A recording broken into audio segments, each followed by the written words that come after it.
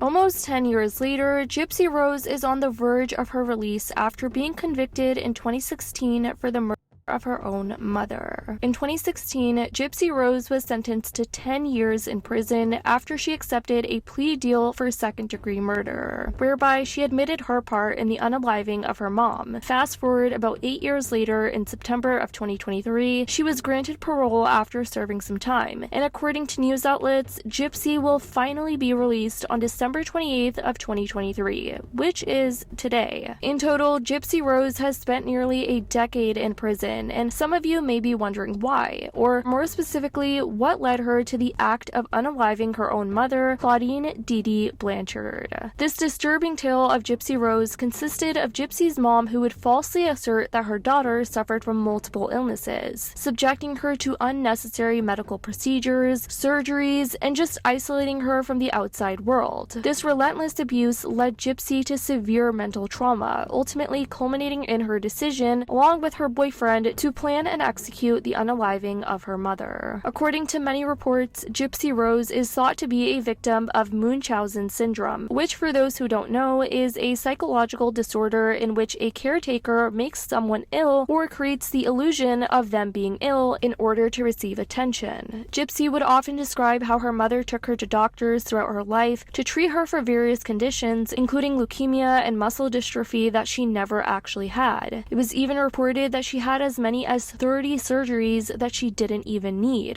Gypsy also detailed how her mother forced her to use both a wheelchair and an oxygen tank, and to even eat through a feeding tube, all of which she never needed. Dee Dee even shaved her daughter's head at one point in time and tied Gypsy to a bed after she once tried running away from her. My mother walked into the room and she had a wheelchair with her, and very bluntly told me to use the wheelchair.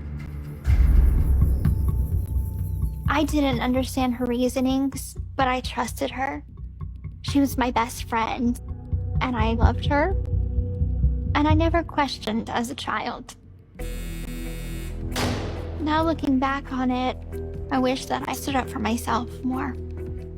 But people don't know that there was a lot of emotional abuse attached with the medical abuse, and they don't know how far back she was doing this to me.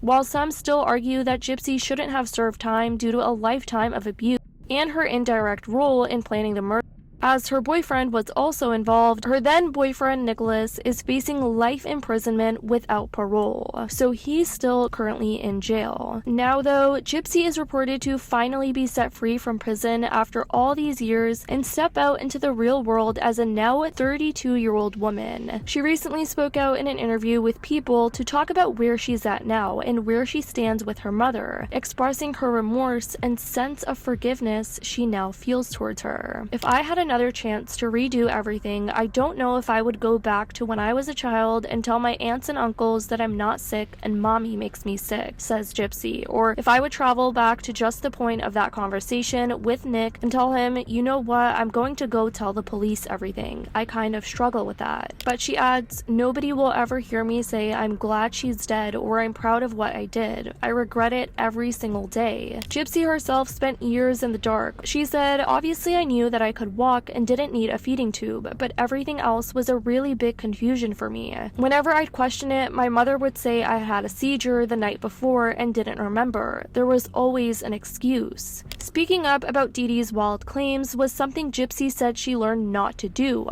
I would voice concerns being like, I really don't feel like I need this, and she would get really upset with me and start manipulating me. In the early years, to get Gypsy to comply, she'd say, if you do well at the hospital, then we're going to Toys R Us to buy a new Barbie. Making things worse, I was very sheltered, explains Gypsy, who was never enrolled in a school and was largely kept from having a relationship with her father Rod, stepmother Christy, and her half-siblings. I was limited in what I could watch and the exposure I had to other kids. What I knew of the outside world was only in Disney movies, and those don't talk about warning signs of bad parents. But as a teen and young adult, she rebelled and things between her and her mother turned violent. I tried my best to be respectful, but sometimes it was hard. She'd call me things like the B word, whore, slut. And on top of verbal abuse, Gypsy claims Dee Dee began hitting, punching, slapping her to get her way. It was very similar to a domestic violence type of relationship, she says. As long as you're complacent, everything's fine. Put your foot down, then it's bad. Her decision to have Dee Dee killed came after she tried to run away ahead of yet another needless procedure, this time on her larynx. I just wasn't having it, says Gypsy, who claims she fled her home only to be tracked down within hours. She found me, brought me back, and put in place paperwork saying I was incompetent and she had power of attorney over me. At that point, Gypsy felt there was nowhere left to turn. I was trying really hard to figure out another way, she says. That's when there was a conversation between me and my co-defendant, Nick, who she'd met on an online dating site. He said, I would do anything to protect you. I said, anything? He said, yes. And that's where they planned the unaliving of her mother. But Gypsy, after years of reflection, self-work, and therapy, says she didn't deserve that, adding, she was a sick woman and unfortunately I wasn't educated enough to see that. She deserved to be where I am, sitting in prison doing time for criminal behavior. Fans online are also imagining what she will be getting up to after 7 years behind bars. TikTokers all over the app are planning release parties for Gypsy, and they're really excited for her to be released from jail. And these videos have been going viral all over TikTok, where people are sort of making these to-do lists and showing how they'd give Gypsy a tour of the real world, how exactly they'd hang out with her after all this time of being in jail. Damn, y'all were with the first one so much, I gotta make a part 2. Here's the Gypsy Rose prison release party part 2. These are things that I would show her, we would try together or do together the second she's out of jail. Number 1, as you can see, Lana Del Rey question for the culture. This was an event that will be in history textbooks sooner than we know it, so I feel a moral responsibility to educate her on such an event. Number 2, I was thinking about, she missed the entire Trump era of politics. She missed the nightmare that was his